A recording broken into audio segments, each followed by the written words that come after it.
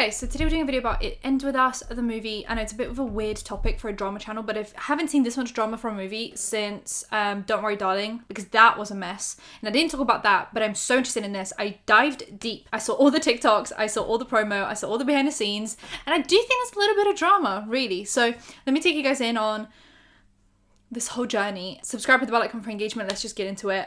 So if you guys don't know, It Ends With Us, the movie, is an adaptation of a Colleen Hoover book, which I actually read. It Ends With Us is not Colleen's worst book, I would say, but that's saying something because none of her books are like amazing, right? I've raved about Verity because I think it's so different to all her other books, and she's not a romance writer in my eyes. She writes tragedies and horror, but then she says it's like a romance book. And so I think she should stick with like thrillers and mysteries and horrors because romance is not the vibe. But she wrote It Ends With Us, which is a book about DV and breaking the cycle, right? So her mum was, the main character's mum was DV'd by the dad, and then she finds herself in a DV type relationship, and then she breaks the cycle when her kid is born, and then they end up just co-parenting at the end, which I wish she would have just like not co-parented with this DV person, because who knows what they'll do to your child if that's how they're treating you, but that's besides the point, right? So then the movie gets announced and we see some behind the scenes photos of Blake Lively, and people are so disappointed because they had someone else in mind for, first of all, this is not to age shame, but I imagined the main character to be a lot younger than Blake Lively is, because in the book they're like dating as teenagers, and then it jumps to like 10 years later, so they're like in their mid-20s-ish, mid to late 20s. Blake Lively's in her 40s, right? So in the movie, then they do a jump of 20 years, and that changes the whole plot, because why would you still be in love with someone who you haven't seen for 20 years? Like, that's so unrealistic. Whereas the 10-year gap kind of makes sense. Was it actually 10 years or was 5 years? It was way shorter, essentially, than the movie. So people are already pissed off. They're like, this is not who we imagined. This is not what I want. This is what I need. And then we find out that she's actually the producer of the movie, and Justin Baldoni, who is her co-host, he is directing the movie but also playing in it. So they both kind of are playing these two roles, essentially, of like producing / directing the movie and then also acting in it. And allegedly Blake Lively thought this was going to be her like Oscar nomination. And there's also a little bit of drama because Ryan Reynolds, her husband, has come out with a movie right now. It's the Deadpool and Wolverine movie. And they essentially have been only... Blake Lively and Ryan Reynolds have been promoting this movie as if it's Barbenheimer, where they want people to show up dressed a certain way to the cinemas, and they've been like together on the red carpet and doing all this like funky promo when it's a movie about domestic violence. Like, I needed to say it once without the acronym, because like that is what the movie's about. And it's like horrific as well, violence, right? So it's just like, is this Barbenheimer, really? Because I understand that like Oppenheimer was about literally the nuclear bomb, but it's not as like you know what I mean? Like, there's something about a movie about domestic violence that does not need to be glorified. I just think it's more of like that separation, if that makes sense. Like, we're so far removed from when the nuclear bomb was invented, whereas I'm pretty sure DV is something that like happens in a lot of people's lives, and so it just feels a little bit more, you can like see yourself in it a lot more, whether it be someone in your family has gone through it, or you've gone through it, or your family has gone through it, or like your friends have gone through it. Like, it just feels a little bit less removed than like a man who created the nuclear bomb. And then Barbie obviously didn't, like, it was a movie about feminism and it was a movie about women power and stuff, but it didn't feel hard to stomach, you know what I mean? So yeah, it was easy to dress up as Barbenheimer for things, but to have a movie about domestic violence and then to have like a Deadpool Wolverine movie and try and make it into like a Barbenheimer situation is crazy to me, okay? We've seen the press tour that they've both gone on, and at first Justin was seen with Colleen Hoover a lot on the red carpet, and now Colleen is either seen on her own or with the rest of the cast, and then he's doing promo on his own and Blake's doing promo with the other cast members. Now, I would go on a whim here and say that she is the biggest name of all the names. I understand that he's also a big deal, but she's definitely the like A-list celebrity, right? So a lot of people are saying like, oh, there must be a reason why everyone's taking Blake Lively's side, like she must be in the right. And I'm gonna go on a whim here and say that 99% of the reason why I think people are more on her side than his side is because she's the producer of the movie. He's only the director, which I understand that the director is more of a creative input, but the producer is kind of the one that oversees everything, whereas the director oversees like the directive vision of the movie, but the producer like oversees everything, right? They make all the like financial decisions about who we're going to employ and how much we're spending on this and blah blah. And she's also the A-list celebrity, so whose good books would you want to be in? You know, like Colleen Hoover, who would she want more in her movies? Blake Lively or Justin? obviously it's Blake Lively because she's the bigger name. And so now they've been doing promos separately. And in every single interview that he does, he is talking about domestic violence. He is talking about how difficult it is for women. He's talking about the cycle of abuse. He is talking about how men can do better. He is putting out the hotlines. He is doing the whole thing. She is talking about bring your girlfriends and wear florals to the movies. She's talking about, this is the dress I'm wearing because it was worn by Britney Spears on the red carpet and she is an icon. Also, doesn't mention the fact, which, I mean, it would be so tone deaf to mention it, to talk about someone else, but you should have just not worn the dress then. Doesn't talk about or acknowledge the fact that Britney Spears was also massively abused by the men in her life for the longest time. And so you are doing a movie about domestic violence from a man to a woman in a romantic relationship, and then you're wearing Britney Spears' dress on the red carpet, and you're like hyping it up because Britney Spears is this icon and this legend, but you're also not talking about the fact that you are wearing the dress that a woman wore who was significantly abused by the men in her life. Financially, emotionally, potentially, physically. Oh, but it's just pretty. It's a pretty dress. Anyway, so he actually still follows them because he is the director, but they don't follow him back, including Colleen Hoover. But Colleen Hoover doesn't mind light-hearted marketing around this book because in the past she has released like a set of nail polishes to go with the book. And then she has also announced a colouring book, which was then kind of discontinued or like not released because of the backlash. And it was a colouring book for a book about domestic violence, right? And Colleen Hoover also has privated her TikTok, but she has also defended her son who was caught harassing a girl on Snapchat allegedly. And there's a Distractify article about this from 2024. It was literally just written now because of all of this. So in 2022, her son Levi came into the public eye after harassment allegations surfaced against him on social media. Here are the details. So there was harassment allegations surfaced against him on social media, and she addressed these allegations in a private Facebook group to clear the air. So there was a Twitter user with the handle the Onit Lovebot. Basically, there was a thread against Colleen Hoover. Her son also harassed me and she blocked me when I spoke up about it to her. And in a second tweet, she elaborated saying, long story short, we were friends on Snapchat and stuff like that. Every day we would message because we're friends, right? And like, this was when I was 16 and he was fully aware of how old I was because I always talked about the fact that I was still in school. She provided now deleted screenshots and evidence that she was messaged by Colleen Hoover on Instagram, explaining the situation and proof that she was friends with Levi, Colleen's son, with screenshots of his Snapchat handle. So Levi was an adult and the accuser was 16, which would make her a minor. And she celebrated his birthday in a post on Instagram confirming his age is 21, so he will turn 24 at the end of 2024. So 4 months into the initial accusation circulated, some users on social media called for a boycott of Colleen's books, especially because there have been additional allegations that her books glorify abuse. So I'm assuming he was sending her some kind of explicit content and she was 16 and he was 21, and she would regularly talk to him about school so he would know how old she is. And then she posted a statement on Facebook that said, things being said about my son aren't accurate. People are commenting that I blocked a girl for informing me that my son assaulted her when she was 16. I mean, she said sexually harassed. Assault would be more like in person, so I don't know why she's like trying to change the story here. These absolutely did not happen, and this is not even an issue what was said by this person. My son and the girl were online friends for several months. They never met in person. He said something to her in a message that made her uncomfortable. He asked her to send him a pic, so she messaged me about it. I did not read this message, but she thought I did, and it understandably upset her that I didn't respond. She then posted on Twitter that my son asked her for a pic. As soon as I found out about this months ago, I reached out to her.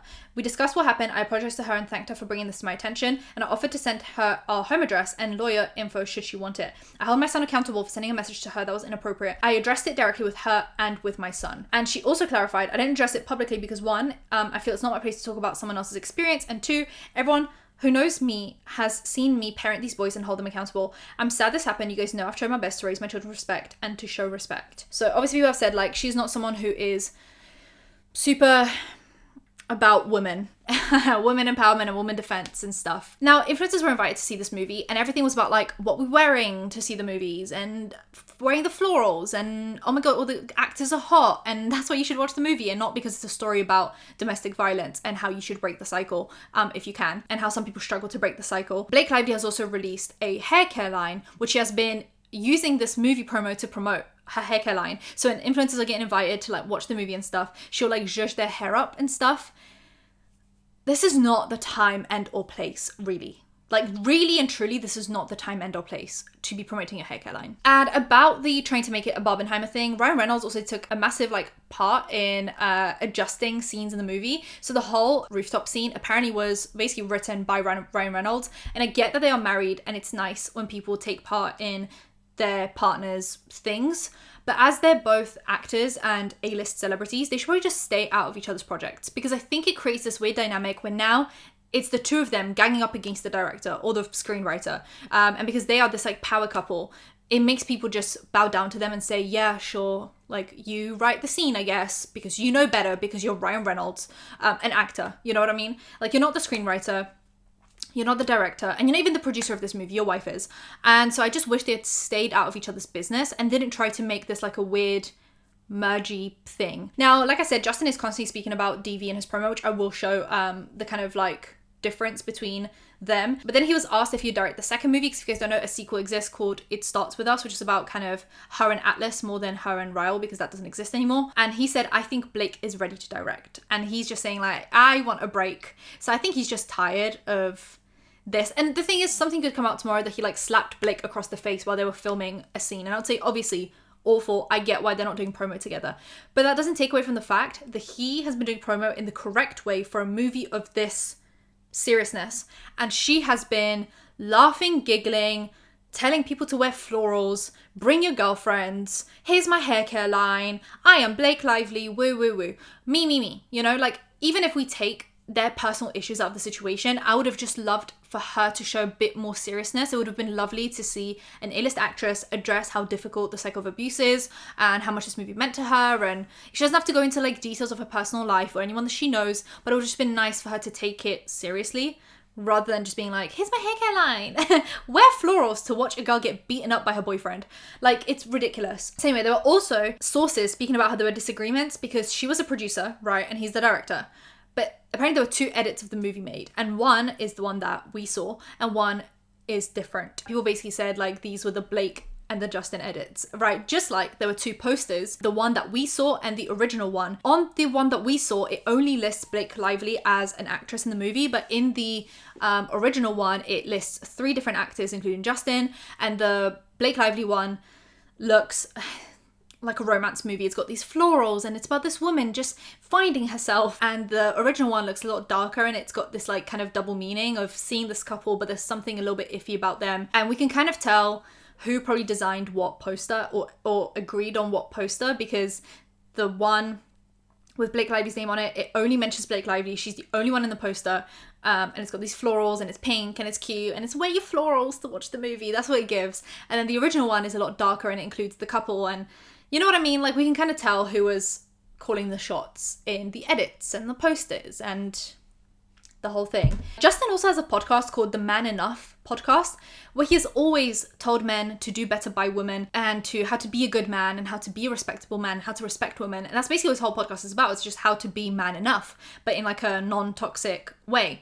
And so clearly this isn't pandering that he's doing just for this movie. He's always talked about this stuff. He's never shied away from telling men how to be good men and how to treat women well. Whereas she just keeps on talking about it in this fluffy way, and she's never really, I know there are individual moments where she has kind of talked about deeper stuff, but she's always had this kind of light aura to her in front of the cameras where she doesn't talk about anything too serious, and all of her characters are just a bit like that. This isn't Lily Bloom as acted by Blake Lively. This is just Blake Lively playing Blake Lively, a woman who owns a flower shop. You know, this is just if Blake Lively lived a slightly different life. And I'm just going to go through the TikToks with you guys about this promo.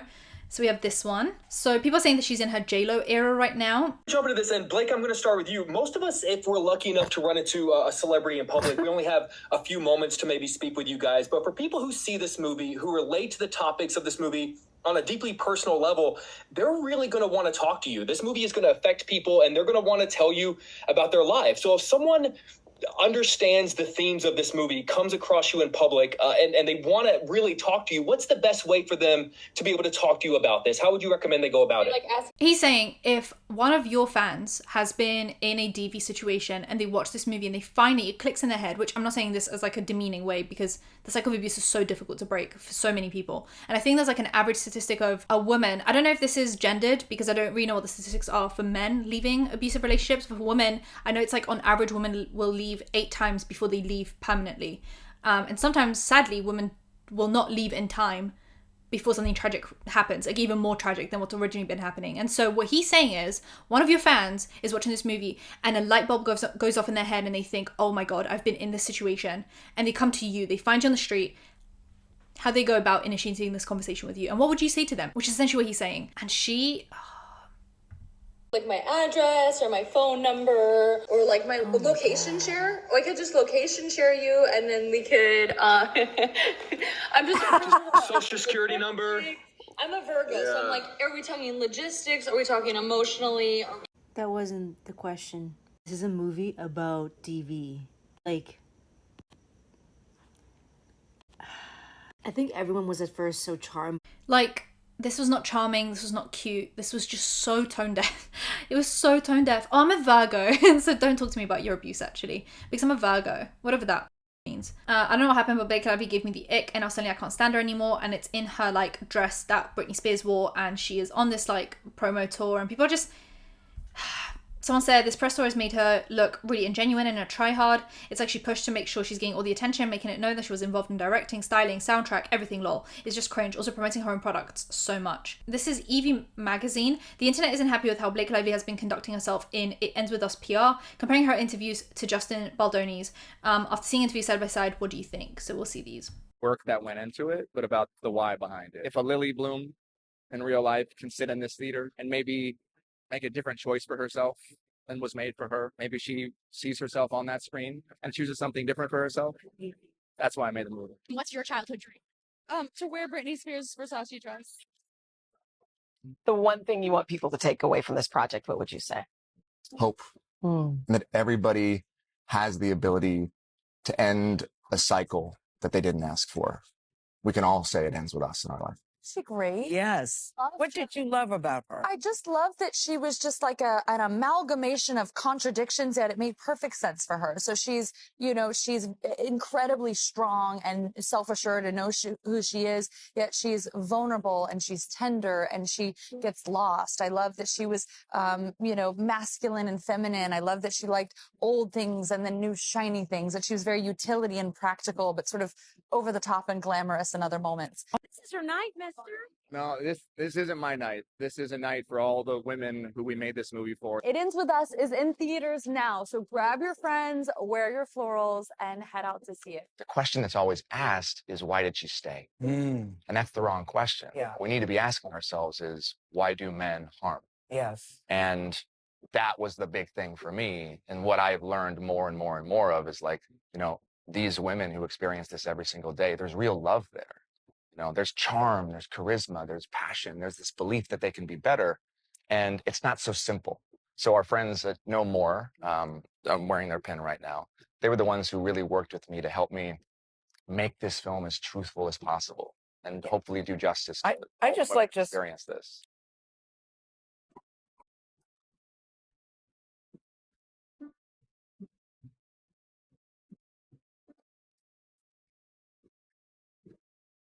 I also had to protect Lily's character, as the movie simply won't work if you don't believe that she really loves him. The audience has to see in Ryle what Lily sees in Ryle. And if we don't buy the relationship, if we don't buy that she's in love with him, then the choice she makes at the end of the movie does not mean as much. I really feel like we delivered a story that's emotional and it's fun and it's funny and it's painful and it's scary and it's tragic and it's inspiring, and that's what life is. What was it like for you to read Lily's character for the first time, someone who's both a strong woman and a victim of domestic abuse, and how did you bring her to life? Well, I think she's so much more than just a victim of domestic abuse. That's something that happened to her, but nothing any one person did to her can define her. And she's a woman of multitudes. She's an entrepreneur, a shop owner, an artist, a mother, a daughter, a friend, a sister, a lover. She's all of these things. And so to get to play a woman who experiences so many things and all the colors of the human emotion was just such a gift. Anyway, I get what she's saying in some of them, but it all sounds so forced. She keeps on harping on about how multidimensional this character is, and she's an entrepreneur and she likes new things and shiny things, but she never really focuses on the main topic of the movie, which is domestic abuse. And yes, the character can be multidimensional, but what they're asking you about is, how was it to portray a character that's gone through such a tragic thing on screen and do it justice? And because Blake Lively doesn't do it justice, she has nothing to say about that. She has nothing to say about any research she's done into it. Have you gone to any charities or any organizations that deal with domestic abuse to learn? Have you talked to anyone who has learned? Because clearly Justin, we see, is wearing a pin of an organization that he talked to and was educated by, called No More, on how the cycle of abuse works and why it works and why it keeps people trapped in relationships. Oh, I like this Britney Spears dress. She's also an artist. It's like, oh, give me a break, please. And I've always liked Blake Lively before this. Like, this is just the first time I've seen her be this tone deaf. Oh, there's this about the influencers. It's fun. It's romance. There's hot guys. To honor the summer's hottest. It's fun. There's hot guys. Wear florals. Oh, it's actually making my blood boil. And there's this. I'm always going to come with my own biases. And it's one of the reasons I was afraid to direct this movie, let alone act in it. And I wanted to make sure this film always had a female gaze, and I was never putting myself into it. But one of the things that I think is very easy to say, especially for us men, is when we maybe talk to somebody who's in this situation, or we read a book, or we hear a news story, the question that's always asked is, why did she stay? And that's the wrong question. Yeah. What we need to be asking ourselves is, why do men harm? Yes. And that was the big thing for me. And what I've learned more and more and more of is, like, you know, these women who experience this every single day, there's real love there. You know, there's charm, there's charisma, there's passion, there's this belief that they can be better. And it's not so simple. So our friends at No More, I'm wearing their pin right now, they were the ones who really worked with me to help me make this film as truthful as. So he literally worked with an organization that helped him understand this topic deeper from a man's point of view, because he has possibly not gone through it maybe at all, or maybe just not obviously from a female perspective, because I think that abuse tends to be different. Like in romantic relationships, the abuse that a man does to a woman versus the one that women do to men, because I think both genders can be abused in heterosexual relationships, but I think that abuse tends to be different. Like, I'm pretty sure statistically, on average, I'm averaging things out, women tend to emotionally abuse men more if the abuse is happening. But if the abuse is happening from a man to a woman, it tends to be physical more than emotional. Obviously, that is massively generalizing, but that's kind of, so I guess he had to understand it from a whole different gender's point of view. Okay, the more I look into this, the more fishy it is, and it just seems a bit tone deaf. Why are we using a movie about DV to promote your hair brand? Why is the PR packet funny and fluffy instead of raising awareness and talking about the heart of this film? And why is it giving Deadpool x Wolverine x It Ends With Us? Like, appreciate that they're supporting each other as husband and wife. Yep, completely agree. Then we have, I think it's the last one. A lot of survivors of generational trauma and domestic abuse are going to see this film. I'm curious, what is the message that you hope that they take away from it? I think that you are so much, and not to minimize it anyway, but you are so much more than just a survivor or just a victim. I think this talking point has been so worn out for me. You know, people say, oh, you are so much more than that. And it's like, okay, the trauma still exists. So, you know, it's easy to say to someone, I think that was like a talking point for a while. It was so easy to say, oh, you're so much more than that. You're an entrepreneur and an artist. It's like, yeah, but you also go through this trauma.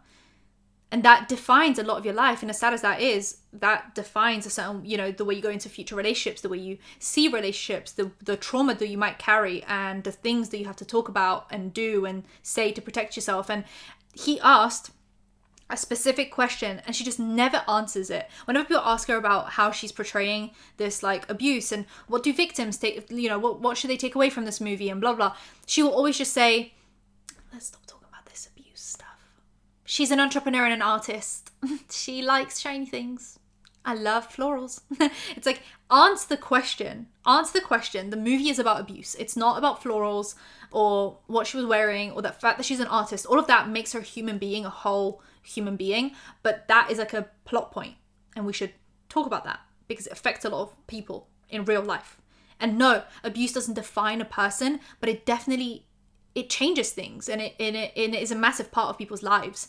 And so I think it's just so, like she said, she's like, I don't mean to minimize, but you kind of did. And the movie is about this, so you should probably talk about it. Then there was some behind the scenes footage of them filming and stuff where people think there's like drama. Basically, people are posting these being like, she kept on, there are more kind of examples of this, but she keeps on showing him how she wants things to happen. And actors do play a massive role in directing the movie as well. Even if they're not directors, they'll say, hey, this is how I would do it. What do we think about this? Should we improvise this? But she seems to have wanted a lot of control over the movie. And that's why there are 2 edits of the movie. And that's why there are 2 posters of the movie. And that's why her husband wrote one of the scenes for the movie. Like, rewrote it, basically. And that's why they're doing promo separately, because I think the promo tour is done in his way and then in her way because they weren't able to agree on it. Apparently, castmates hate Justin. Okay, this has come out in the last like day or so. So Daily Mail wrote, Blake Lively's castmates and It Ends With Us author also want nothing to do with director Justin Baldoni after major drama on set. He apparently clashed with the film's leading star Blake Lively. Oh, she's also 36, not in her 40s. I did not mean that with disrespect.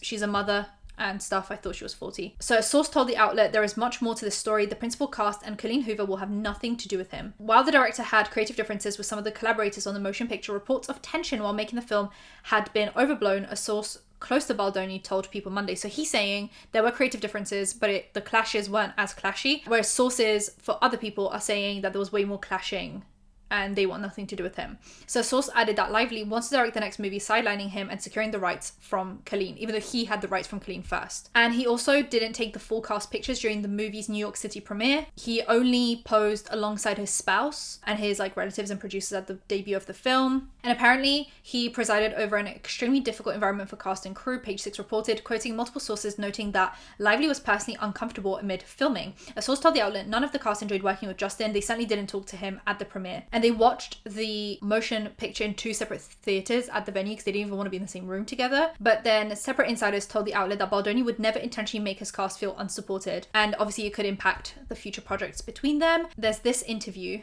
from one of the cast members basically just avoiding talking about him. Talk to me, what was that like, having him be director but also scene partner? I mean, what an intense job. Like to have to do so many things.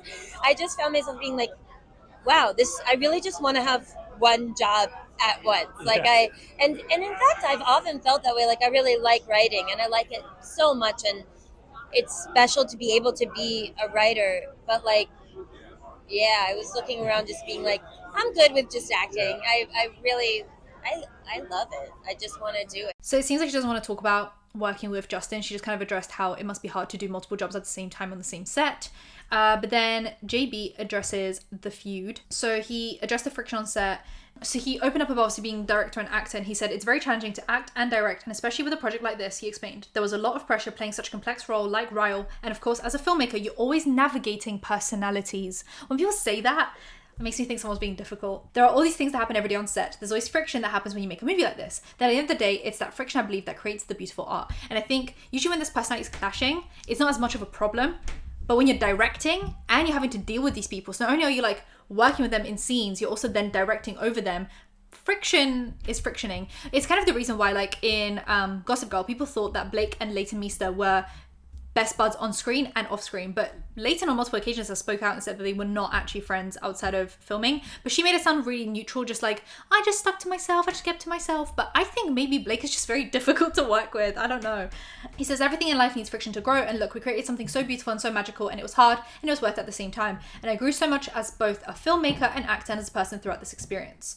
He spoke positively about Lively, calling her a creative powerhouse and comparing her acting prowess to elite sports car Ferrari. And so he's trying to be nice, but he has hired a crisis manager because I guess maybe he's worried that they'll start speaking out against him. So he hires a crisis manager. Now people have had an issue with this because he hired Melissa Nathan, who actually worked for Johnny Depp during the Amber Heard trial, and people are saying like, oh, is he an abuser too? But I just think like, if someone hires, for example, Johnny Depp's attorneys, it doesn't mean that they are in the same situation as his attorneys. It just means that that probably is a good attorney, right?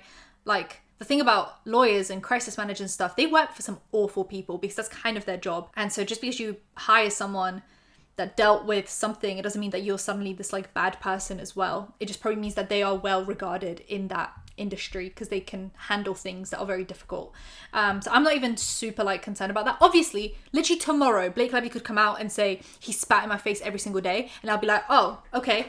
But I'll still say promoting your hair care line and wearing florals and stuff while doing promo for DV movies is not my favorite. Now, people actually wrote about some sources for the movie and what they think about this feud, and apparently the clash goes past Blake Lively. Cast will have nothing to do with him, and that's what the Daily Mail also wrote about. So reports of Baldoni's alleged behavior surfaced August 9th when the Daily Mail published a report alleging Baldoni was chauvinistic and borderline abusive on the set of It Ends With Us. The same day, Page 6 reported Baldoni created an extremely difficult atmosphere behind the scenes for the entire cast. Now, there is a new Instagram post from Blake finally after everything. She posts and says, one informant aged 18 and and older in the US alone have been the victim of severe physical violence by an intimate partner in their lifetime. Intimate partner violence affects all genders, including more than 12 million people every year in the United States. Everyone deserves relationships free from domestic violence. The National Domestic Violence Hotline provides confidential support 24/7, 365 days a year. To access the hotline or to learn more, click the link below. And this is just like a written little statement, which couldn't she have said all of this